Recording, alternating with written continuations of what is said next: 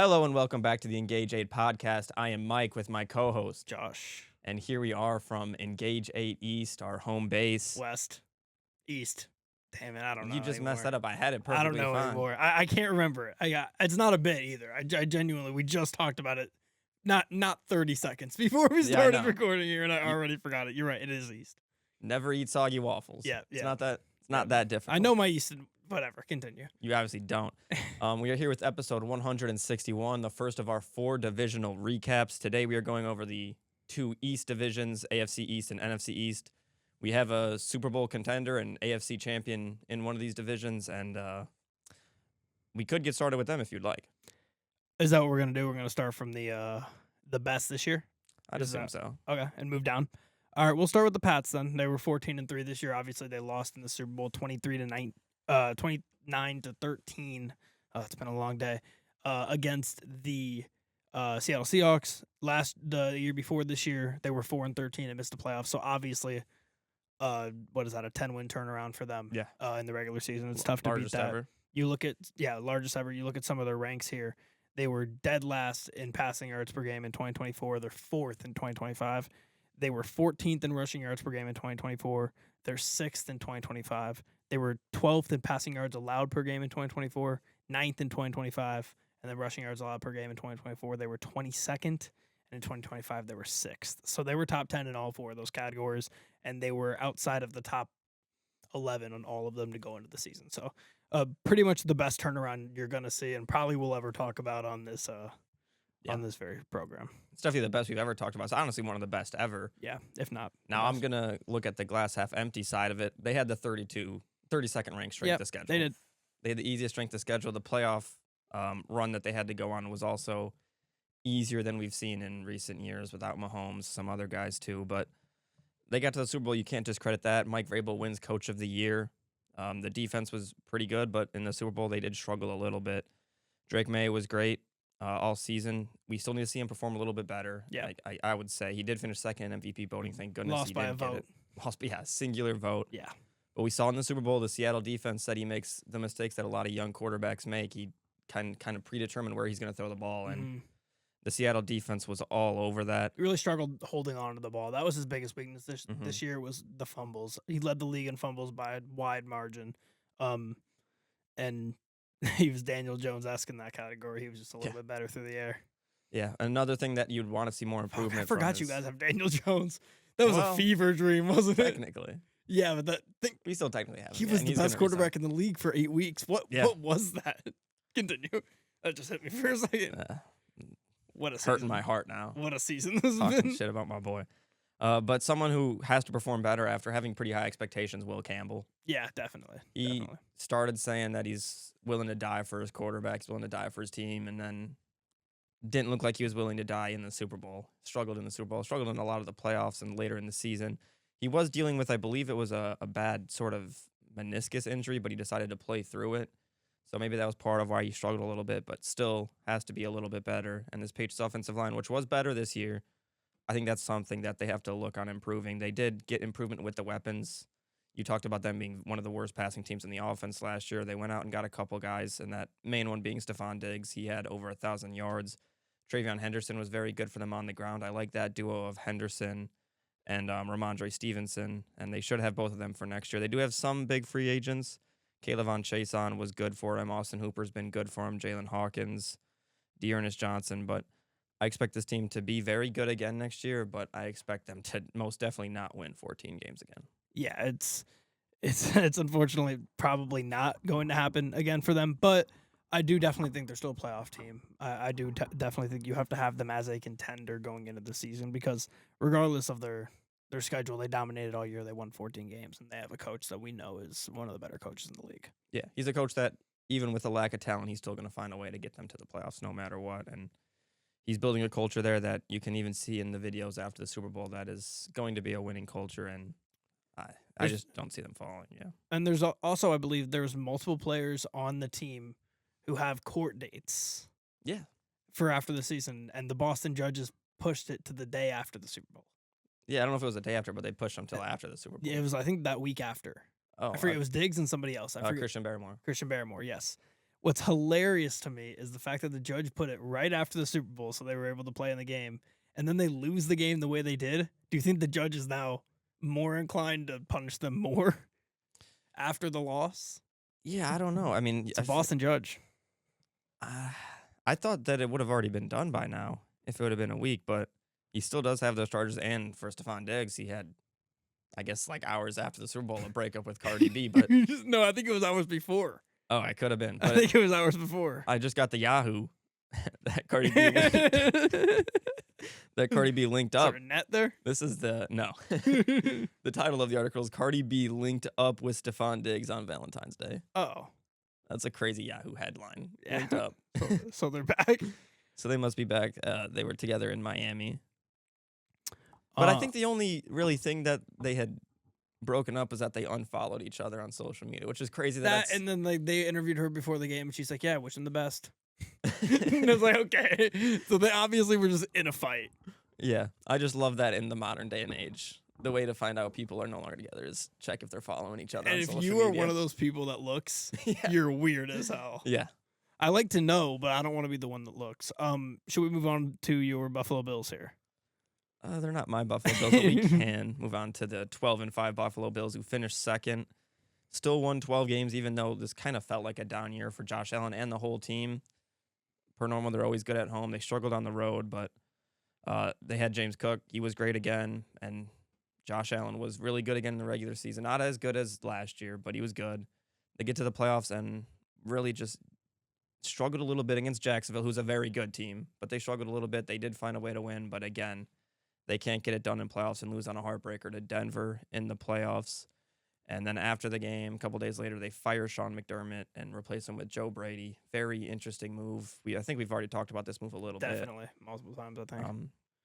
But I'm going to just reiterate that I think it's something more of an issue higher up than it was with Sean McDermott. Yeah, no, I completely agree. The Bills, obviously, they win one less game in the regular season this year. They do. Funny enough, they finished first in rushing yards per game as a team and passing yards allowed per game as a team. Yeah. So two of the big four, they finished first, which obviously those stats can be deceiving, but that's an improvement from last year. They were 21st in their passing defense last year, so they jumped 20 spots there. They jumped 8 spots in their rushing offense. They dropped 2 in passing offense, so basically a slight down year for Josh, nothing crazy. And then their rush defense drops 15 spots, and they finished 4th worst in the league. So, yeah, this defense was never that good. The weapons, I don't think are as bad as people try to make them out to be. I think that's mainly just a coping mechanism for when Josh doesn't play well. But for the most part, if they hadn't made the move they did and got rid of McDermott and just got Brady, I probably wouldn't have as sour of a taste in my mouth as I do for the Bills going into next season. But that move didn't make any sense to me. I know it didn't make any sense to you, and I'm definitely not going in. I'll say this: going into next season, I am the least confident as I've been during this entire Josh Allen run that the Bills will win the Super Bowl. The least confident going into next year. Yeah, I kind of have to see what they do in the offseason first. I don't think I'm any less confident. I think they're a better team than any of the other teams in this division, so I'm still kind of confident that they'll return to the top of the ladder with the Patriots having a harder schedule. They are going to lose a couple of guys: Joey Bosa, Darius Slay, Matt Milano, Tre'Davious White, Larry Ogunjobi, Jordan Poyard, DeMar Hamlin, and Brandon Cooks are all unrestricted free agents, so they're not going to be able to keep all of them. I know Darius Slay isn't a loss. He was actively with other teams while they were in their playoff run, but that's a couple of guys that they're going to lose. And, I mean, I personally don't think that receiving core really has any talent outside of maybe Kincaid. I think is decent. Austin Knox is okay. It's just both tight ends are solid. Brandon Cooks being your biggest weapon in the playoffs is I like Shakir. I like Shakir, but I don't think Shakir Shakir's a 1. He's not a 1, but I think he's a solid 2. I think he's a solid 2. He is treated like he's a fucking 3, and he's not a 3. I think he's an okay 2. I think he's a very good 3. I mean, that's also, like I said, a coping mechanism for Josh when he plays bad. Just say his weapons suck. It's a good strat. I get it, and his weapons aren't great, but like, what do you want him? You want him to have 3 Devontae Adams? No, I mean, if you had a Stephon Diggs and a Pop Douglas and a Kayshon Boutte, I think that's really good. Yeah, it's solid. That's definitely better than a Khalil Shakir, Josh Palmer, and neither of Brandon those are Cooks. the best in the league or close to it. No. But I'm just saying, I think this is one of the worst in the league. Definitely, I think bottom 5 to Maybe 7. we'll have to go through Definitely and rank bottom all the 5. receiver cores for an episode or something. Yeah. I think this has to be bottom 5. I don't really see many that are worse than this one. We'll have to see if we ever do that. I kind of like that idea for a video. Let's move into the Dolphins here. 8-9, fired their head coach in the offseason. Or sorry, 7-10, Yeah, excuse 7 me. and 10. Fired their head coach in the offseason. They were 8-9 last season. And as we look to compare their stats from last year to this year, last year they were 16th in passing yards per game. They dropped 9 spots to 25th in that this season. They were 21st in rushing yards per game last year. They actually jumped 8 spots up to 13th this year in rushing yards per game. Passing yards allowed per game, they were 10th last season and 8th in rushing yards allowed per game, so 10 and 8 there. They dropped to 18th and 26th, respectively, in those categories. So defense took a big dip. Passing offense took a big dip. And luckily you have Devon Achane to help you stay in the top half of the league in rushing offense, because outside of that, they're bottom half in everything. They had a bad year. They won some games late because they do have a good amount of talent. Obviously, they lost Tyreek Hill in the middle of the season, and he is no longer a Dolphin, as we saw. He got cut the other day. You're probably going to move on from Tua. You lost your head coach. It's a complete blow-up now after this year. Looking at this team and looking at the games they won, I don't think they were 7-10 good. Yeah. They probably were a little bit worse than 7-10, but they finish in a spot where they don't get a great draft pick to draft a quarterback. They had a 5-1 run towards the end of the season there. We saw Quinn Ewers come in and play later in the season a game or two, and he was okay. But really the only reason this team won those games 5-1 was Devon Achane being very good. The defense was solid. They also cut Bradley Chubb too, so 2 big cuts there. I think probably the right choice to cut both of them. Chubb's not too old, but older guys on big contracts kind of save some money. Jake Bailey, also free agent, their punter, that's okay. Leroy Davis, Artie Burns, Elijah Campbell, Riley Patterson, Darren Waller, Ife Metafonu. So not too many free agents, but I think next year is going to be a tank year for this team at this point. Even if you keep Tua, I don't see this team. I mean, you have Waddle, solid, Devon Achane, and then Tua or Quinn Ewers, whoever you decide to start. But offensive line isn't great, and I think you just kind of got to go and have one bad year. You do bring in Jeff Hafley as new head coach. Maybe he can get the defense playing better than they were before. They have talent on that side of the ball, but I just don't see this roster. I've never really been a fan of these Dolphins teams the last 3-4 years overall, but nothing that can really change is going to make me think that this team is going to compete at all for a division title. So, any chance you think Tua plays next year? I think there's a chance. You think so? I think so. I think you should. You Otherwise, think you're gonna not you, but I think if I was them, I think they should. Yeah. Because, like, what are you gonna do? You're gonna start Quinn Ewers and hope you lose every game. Mm-hmm. I mean, and then if you don't, then what? Yeah, and I just don't know what other options out there. I mean, the next team we're going to talk about. What option do you have at the quarterback position? Take us there. The New York Jets, 3-14. They finished 4th in the AFC East. They were one of the worst teams. They are going to get the 2nd overall pick, which means they don't have the chance to get Fernando Mendoza, really the only quarterback that I like in this class, especially in the first round. I guess if you can take some of the other guys later, that's fine. But they're not going to get Mendoza. They started out 0-7. Oh, you're saying Mendoza's the guy that you like? Yes. Okay. Outside of Mendoza, I don't think any of them are worth the first round at all. Yeah, I don't know, man. Started 0-7. Fields was hurt a lot during that time. Still played okay at points. They traded some big guys, Sauce Gardner being one of them. So they got more draft capital there, extra first-round picks. I think they should look to kind of build the roster around a little bit, and maybe you can get lucky next year and get a quarterback, or you find Sam Darnold somewhere. But, I wonder where Sam Darnold started. Yeah, interesting. They need a quarterback. I don't know what they do at that position. A lot of teams that need quarterbacks and not a lot of quarterbacks to go around. Yeah. Is a situation that we have here. And I know I've been an anti-Mendoza guy, and I'm going to continue to peddle that and just hope that he sucks in the NFL so I could be right. But a big reason why Mendoza is going number 1 is the reason that you just spoke of. There's nobody else, really. Yeah. You look at does Mendoza go 1 last year or the year before? I don't know. Probably not, but 100%. I mean, it's close. I would say no. I think, especially 2 years ago, no. No, definitely not 2 years ago. Last year, who Cam Ward, would you put him above Cam Ward? They both won Heisman, so there's no way for us to really know. Whoever won Heisman between those two would get it. Well, Cam Ward didn't win Heisman, but I thought he did. Hunter did. Oh, duh. You're right. Cam Ward Hunter and didn't win Genty. Heisman. Why did that just infiltrate my brain? Maybe just because you were comparing him with Mendoza. I mean, he was there. I guess. I don't know why that just, especially when we literally today spoke about Hunter and Genty's Heisman. Wow, that's something. And well, if you look at the free agents in the NFL, and this, even though he's coming off a torn Achilles, this is going to probably hurt the Colts in the fact that Daniel Jones is really the only free agent I see worth anyone spending money on. Yeah. It's Jones, Rodgers, which he's either going to stay in Pittsburgh, I assume, or retire. Russell Wilson, Mariota, Zach Wilson, Tyrod Taylor, Flacco, Pickett, Garoppolo, Trubisky, Winston. Case Keenum, Trey Lance. Winston. Malik Willis, though, is down there. Yeah. That's probably the one big name, maybe. Yeah, there's like I said, there's not a lot of quarterbacks to go around. There's a lot of teams that need quarterbacks. The Jets, they fell from 17th to 32nd, dead last in passing yards per game this year. They didn't really have a quarterback. The year before, they were 31st in rushing yards per game. They actually finished 10th this year in rushing yards per game. Crazy considering how many times they were down. That's the Fields effect, I guess. I guess it is. Passing yards per game, obviously they had Sauce Gardner and DJ Reed in 2024. They finished 3rd.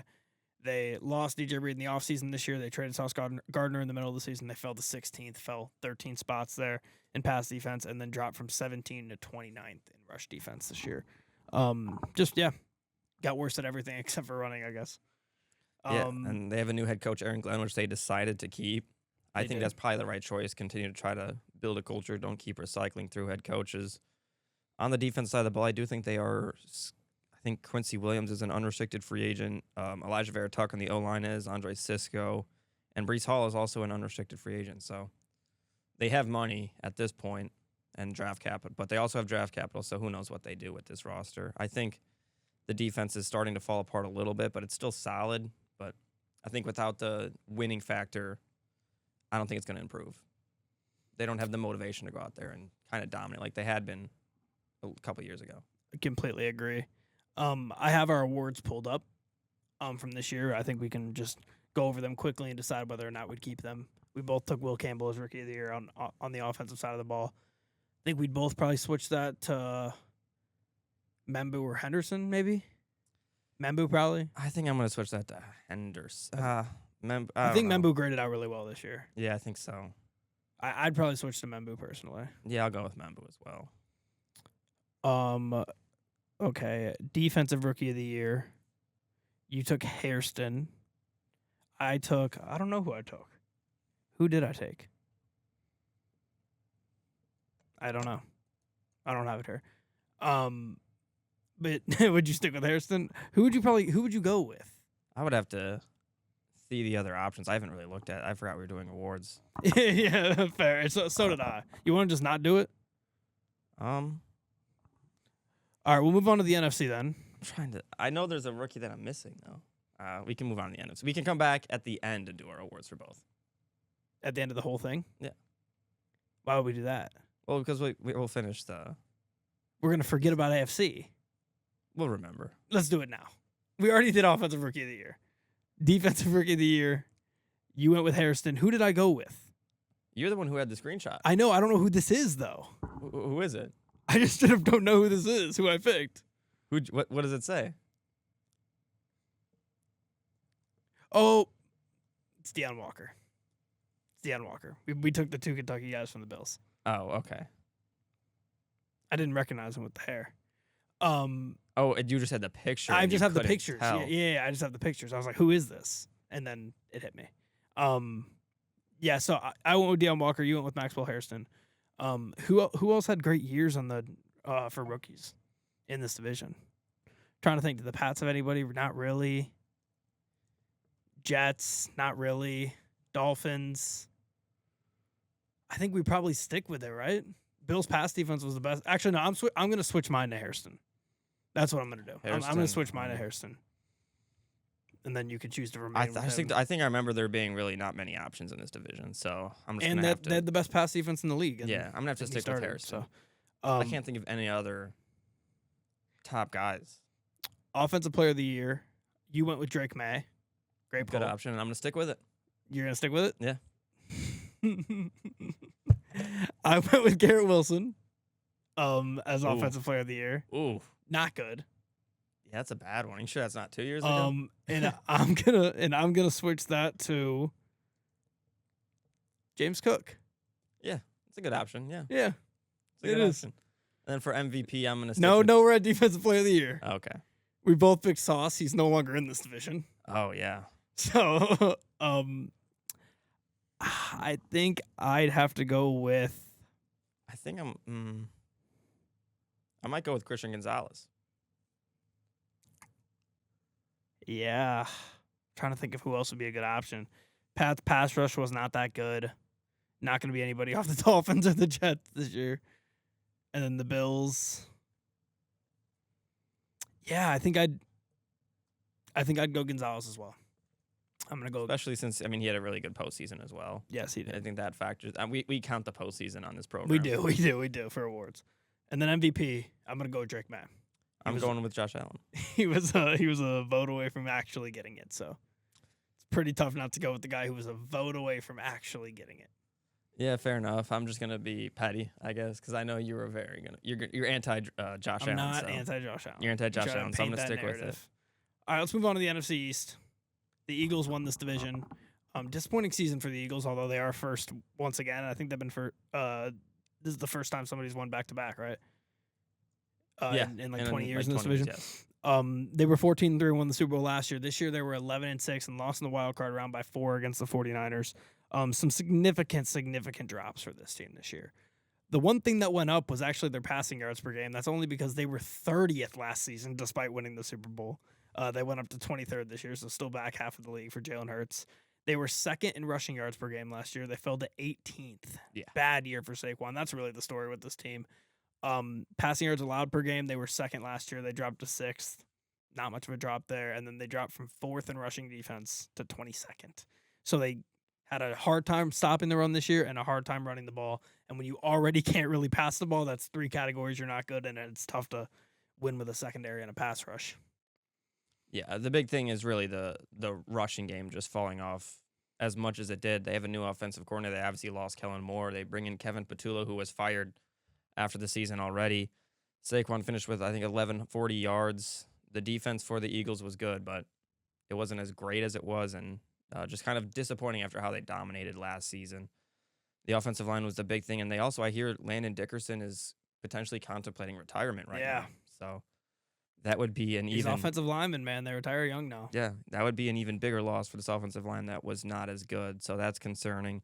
Dallas Goedert is also an unrestricted free agent. Nakobe Dean, Reed Blankenship, Jahan Dotson, AJ Dillon. So a couple solid guys there. But I don't know if this roster is really going to get better. But then again, I'm never going to doubt Howie Roseman because somehow he's just going to turn this roster into the greatest thing we've ever seen. There'll be a trade that makes no sense. Mm-hmm. What's funny? Can you believe? Imagine if I told you before the season that the Philadelphia Eagles would have the worst rushing offense in the NFC East. I know I would have laughed in your face by a wide margin. On top of that, AJ Dillon also, or not AJ Dillon, AJ Brown. Yeah, sounds like he could be on his way out as well. A little bit of the pass game wasn't great, and a lot of drama this year. Is Jalen Hurts the guy? I know he's been to 2 Super Bowls. He's the guy. You can't move on from him, but you can move on from AJ Brown. And AJ Brown's the guy who could go to a team we talked about earlier, like the Patriots as well. Mm-hmm. So, we'll talk about a team that had the best offense in this division, Dallas Cowboys. They finished with the same amount of wins as last year, 7 wins last year, 7 wins this year. 1 less loss this year as they tied with the Packers, finished 7-9-1 this season. They finished with the best passing offense in football. They were 10th last year, they're 1st this year. 9th best rushing offense in football, so top 10 in both those categories. They were 27th the year before. One of the stories of the year before was how bad they were, how bad the Raiders were. And I remember we talked about that every single episode, how the Cowboys can't run the ball, the Raiders can't run the ball. And they went out here and they had a top 10 rush offense this year, and Javonte had a breakout season. Unfortunately, that's where the good news ends, is they had the worst passing defense in the league, 32nd, and the 23rd ranked rushing defense in the league. Gave up between rushing and passing around, around 400 yards per game. Tough to win games like that. Yeah, tough to win games like that. The defense was poor, and they fired Matt Eberflus after the season. So yep, got rid of him. I think it's fair, but at the same time, all offseason he kind of was preparing to have a guy like an elite pass rusher like a Micah Parsons on his team, and then it got traded, and he didn't really have a great option to replace with Micah Parsons at all.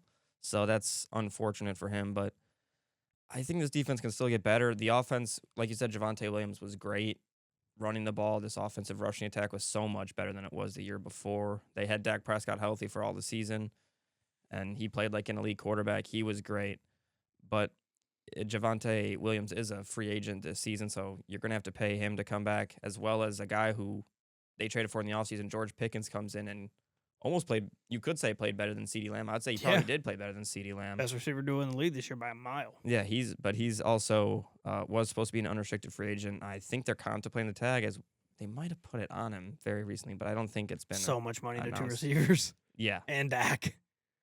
that is. And they also, it does sound like they fined him multiple times last season for like showing up late to stuff. Who cares So- if you're like the third best receiver in the league? Yeah, but they were fining him, so I imagine he's probably doesn't love that. Yeah, true. And especially if he gets tagged as well, Yeah. not gonna help. But He doesn't seem like a guy that loves a lot of things. yeah, Except for He maybe seems in like touchdowns. He's irritable. oh yeah, I mean he's a classic receiver. Yeah. He is the definition of a receiver at this point. So if their offense if they can get him back, this offense is going to be again one of the top 10, maybe top 5 offenses in the league. But you're spending so much money on the offense at that point. What are you going to do on the defensive side of the ball? Because that's the side that really needs to improve. Speaking of improvement, the New York Giants improved 1 win this year, 3-14 to 4-13. They were 28th in passing offense last year. They dropped 8 spot. They moved up 8 spots, to 20th. They were 22nd in rush offense last year, 5th this year. So they're a top 5 rushing offense this year. A lot to do with Jackson Dart, a lot to do with Cam Scatterbo, a lot to do with Tyron Tracy later on in the year. They had a lot of dudes who could run the ball at a lot of different positions. 17th in pass defense, so they dropped a little bit, dropped 8 spots there, and second to last in rush defense. That was a big problem for this year. I will say, we kind of felt we knew this Giants team was going to be bad. We were looking before the season. They were one of the teams, them and the Saints, that were like, where are the wins? Can we find a win? And I think obviously, you said there was a chance they get 0. yeah, and they found their way to 4, obviously. So that's an improvement from last season. And they found their quarterback in Jackson Dart, and they got a guy in Cam Scatterbo that is just an electric sensation and is going to be a face of the league. They now have a new head coach in John Harbaugh, who's obviously won a Super Bowl before, so that's a big guy to get on your side. I will say, with this defense, Abdul Carter had a very disappointing rookie season, which you really hated to see. We thought he was going to be dominant. He was not that. You still have Brian Burns. You still have Dexter Lawrence. You still have Kayvon Thibodeau. Expected this defense to be a lot better than it was this year. I will say I did too. I expected that defense to be a lot better. And the offensive side of the ball, Jackson Dart was also, though, better than I expected him to be. He's had a very strong rookie season running the ball, but the theme for him all season was he was taking way too many hard hits, and that's something that needs to change from him a little bit, taking some hits to the head, hits to the body. It's not going to last long if he can do that. His teammate, Scatterbo, also takes a lot of hits. He unfortunately got hurt and just kind of a freak injury, and as well as Malik Neighbors, the other top guy, he goes down for the entire season with an ACL injury. So I'm excited to see those 3 guys play together on the field, and hopefully they get a chance to with Dart, Neighbors, and Scatterwood, because that could be an electric trio to have. And you have a head coach in Harbaugh who's won, like you said, multiple times. He's won a Super Bowl. And I think this offense could be very, very good. And I think they could be a chance to, if they improve like they should with Harbaugh, a chance to go out and win that division next year. I agree, especially a division that you really never know. Yeah, you truly never know. I mean, the Cowboys have come out and won a few times. 2 years ago, the Commanders went out of nowhere. So yeah, nothing shocks you with this division. Speaking of a team that won the division 2 years ago, they actually did not win. They didn't win, but they came out of nowhere. Yeah, they came out of the division. They finished 12-5. They lost in the NFC Championship that year. This season, 5-12, missed the playoffs, flipped their record the bad way. Jaden Daniels got hurt. He's another guy, like you said, with Jackson Dart, where the way he plays, he gets himself in injuries. I'm not going to be a broken record here, but I've been saying it for years. And that's been a problem, obviously, and it was a problem this season where they didn't have him for most of the year. They dropped 12 spots in pass offense. They stayed 4th in rushing yards per game, actually, which was pretty interesting. They dropped 23 spots in passing yards allowed per game, and they went up 1 spot in rushing yards allowed per game from second to last to third to last in that category. So their defense was horrible this year. Their passing offense was horrible, and they were able to kind of run the ball. Mm-hmm. I mean, they were, like you said, worse than we expected. The big thing for this team is they need Jaden Daniels to stay healthy. Yeah, they had a lot of injuries this year, too. Yeah, but he is the real end-all, be-all of this team. And they started the year out with a little bit of rough vibes. They went and got Debo in the offseason. You thought that would make their offense a little bit better. And then out of nowhere, you have the Terry McLaurin contract drama.